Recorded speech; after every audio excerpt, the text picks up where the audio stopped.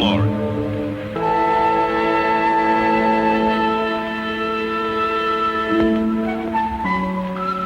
In the year of 1938, Emperor Hirohito of Japan writes a poem. Peaceful is morning in the shrine garden. World conditions, it is hoped, will also be peaceful. The imperial poetry mirrors the Japan that most of the world wants to know. A picturesque land where nature is arranged in graceful patterns, and where people are arranged around the patterns.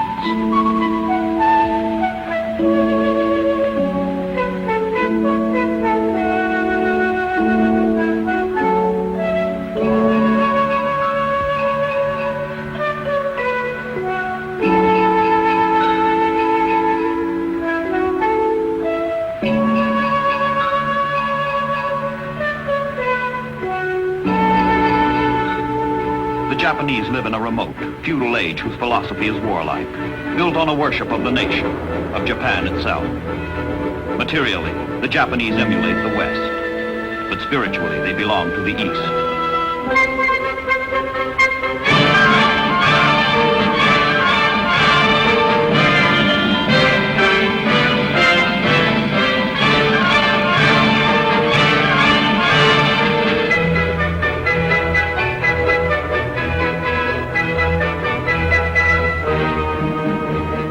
Hirohito receives the homage of his 73 million subjects, not as poet of peace, but as warrior god, as both priest and emperor. He is Heika Denka, sublime majesty.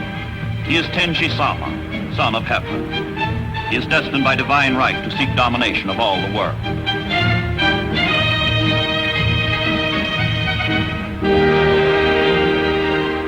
And so it comes about that in 1945, the American Fifth Fleet steams in battle formation toward Japan to smother the domination which set afire the Far East. After 3.5 years of war, the long arm of Allied sea power reaches out to throttle aggression at its source.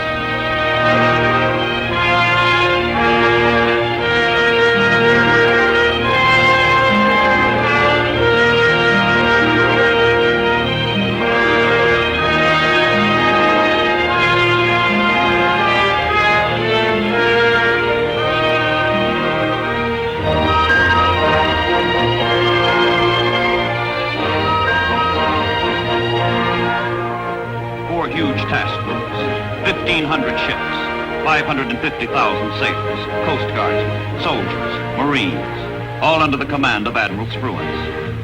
An assault as large as the Normandy invasion is bearing down on the island of Okinawa, 300 miles south of the Japanese home islands, 6,000 miles from continental United States. What the Japanese once thought to be impossible, what the Allies hardly dared hope, is about to become reality.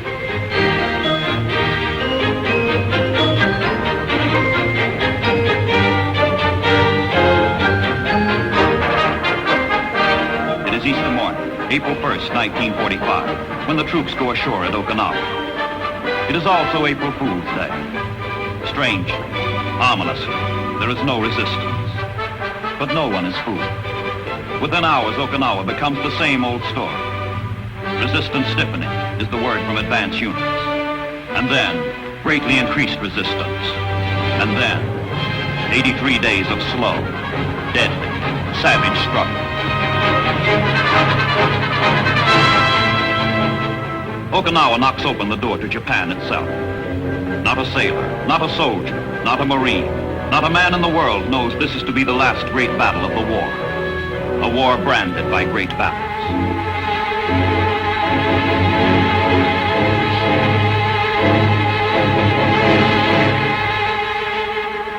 Tokyo. The Japanese government meets an emergency session. The government knows Okinawa is a smoldering beacon of coming defeat. The government knows it must rally the people in a last desperate effort to stave off collapse. Propaganda gives way to harsh, intolerable truth. The Japanese sun is setting.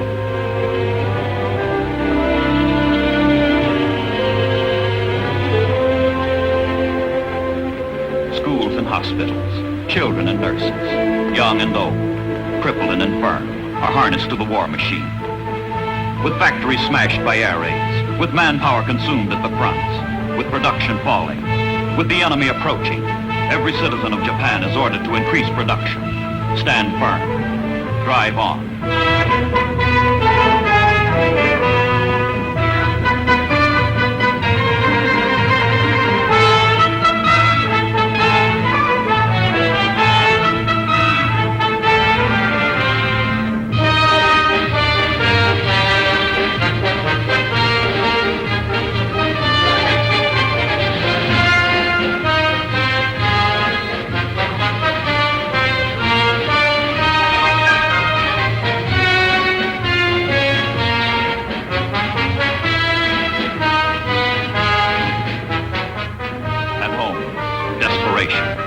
At the fronts, fanaticism. The Army is isolated, the Air Force broken, the Navy sunk.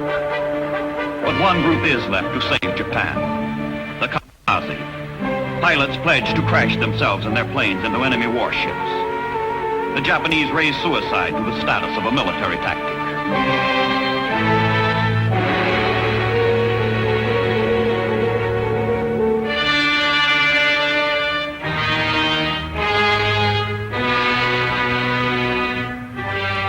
Kamikaze pilots believe that by dying for the Emperor, they live forever. And some even attend their own funerals before the final takeoff. Some fly in their burial robes. All wear a sacred scarf, symbolizing their sacred mission.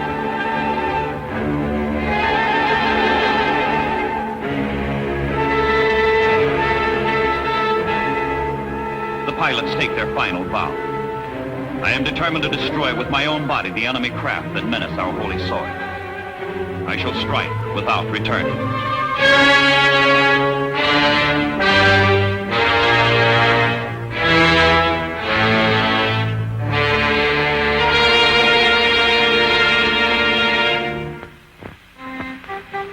Farewell. We shall meet at the Yasukuni Shrine. At the Yasukuni Shrine, where the hero dead of Japan achieved godhood. It is April the 6th. From the island of Kyushu, 350 suicide planes take off for Okinawa. To those they leave behind, to the life they leave behind, one final government announcement. Valiantly, the young eagles dash forth to attack along a path from which there is no homecoming.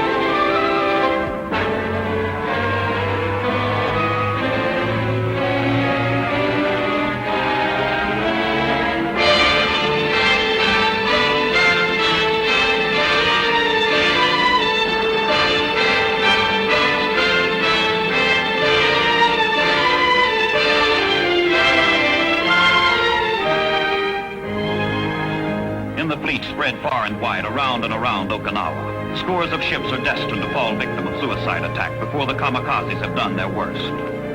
Around the fleet, around the island, radar pickets are ringed. Watchdog destroyers, whose mission it is to detect oncoming Japanese planes, plot their course, speed, and range, and alert the bigger boys. From the destroyer picket line go out the first warnings of the long, racking, nerve-shattering ordeal of the fleet at Okinawa.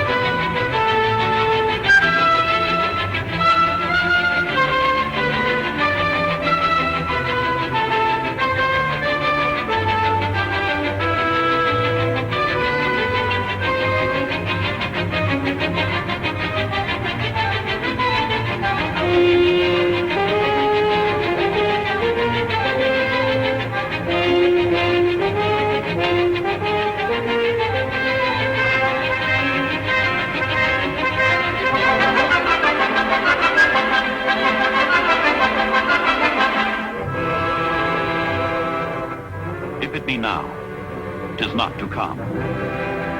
If it be not to come, it will be now. if it be not now. Yet it will come. The readiness is on. The fleet is ready. But one method, and only one, can stop the kamikaze. Shoot him down before he has a chance to crash himself against a ship. American pilots pit courage and skill against the self-destroying frenzy of the Japanese.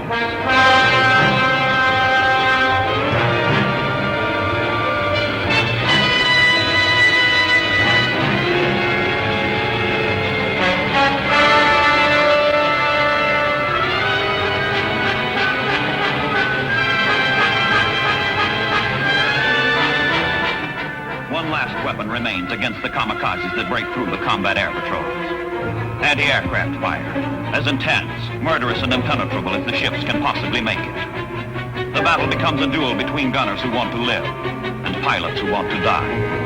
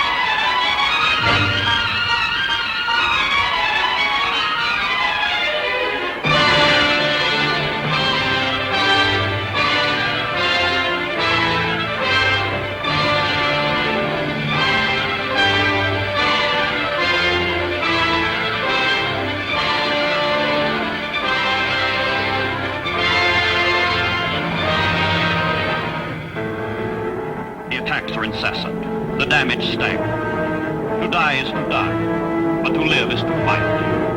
And the fleet that came to stay fights and lives and stays.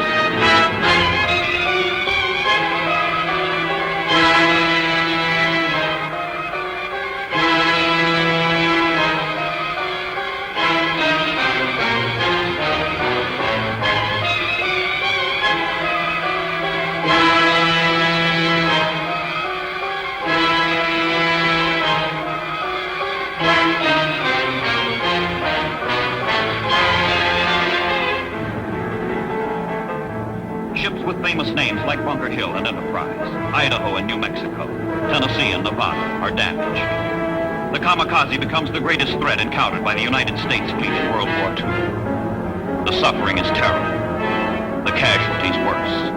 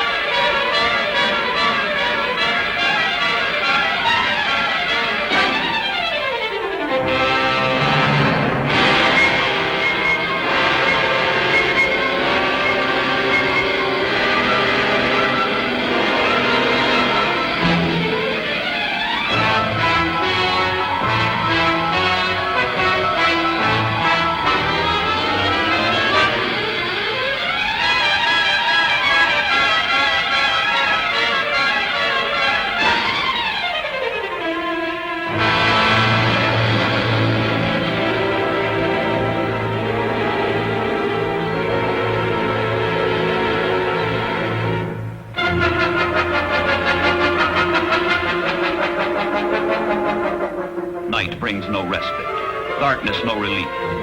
The fantastic contest between those who fight to live and those who fight to die goes on around the clock.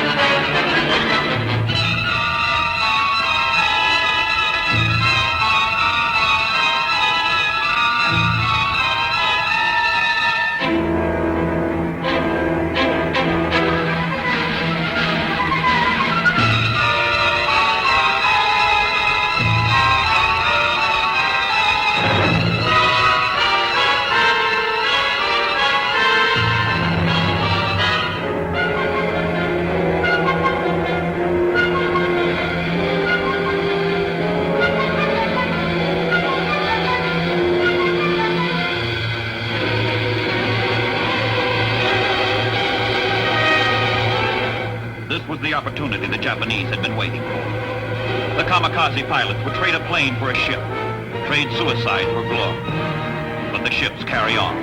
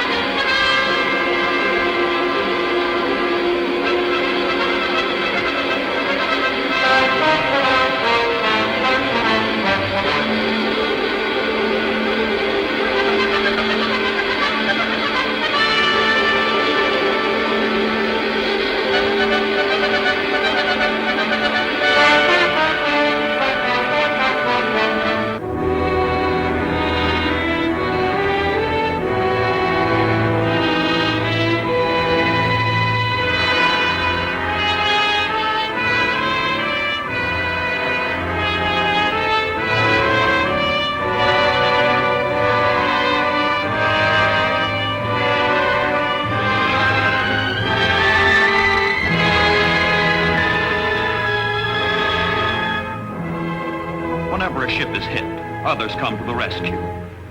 The risks of death are great, but the determination to save a shipmate is greater.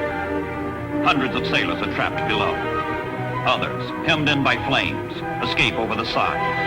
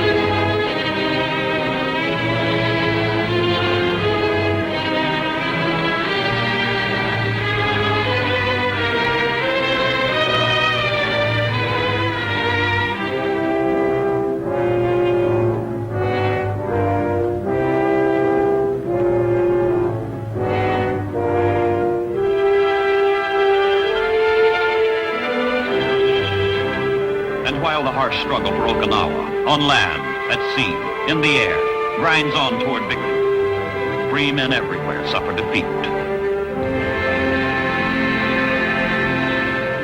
9,000 miles away, in the United States, the commander-in-chief has fallen. A casualty of war as surely as if a kamikaze had felled him at the helm.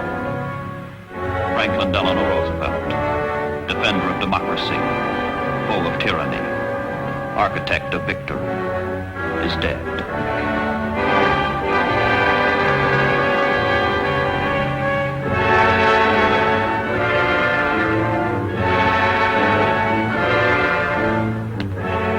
He loved the fleet, its men, its ships, the sea. But as President of the United States, the Navy could but share his allegiance. His life was full, and the elements so mixed in him that nature might stand up and say to all the world, this was a man.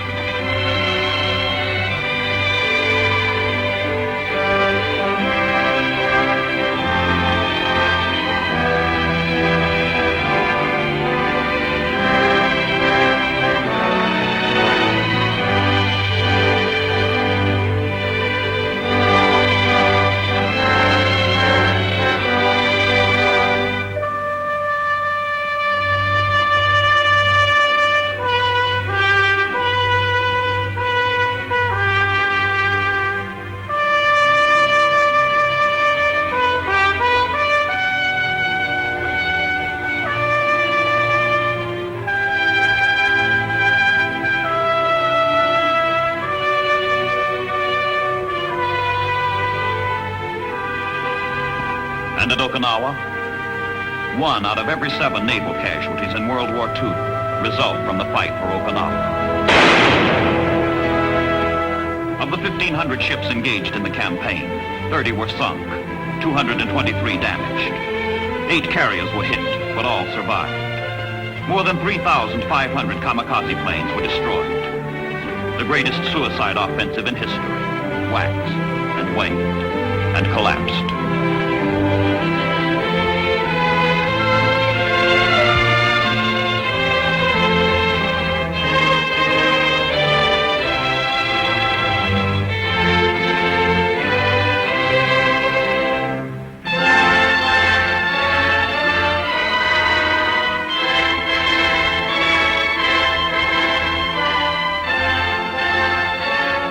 If the sailors at Okinawa bled, so did the soldiers and Marines ashore.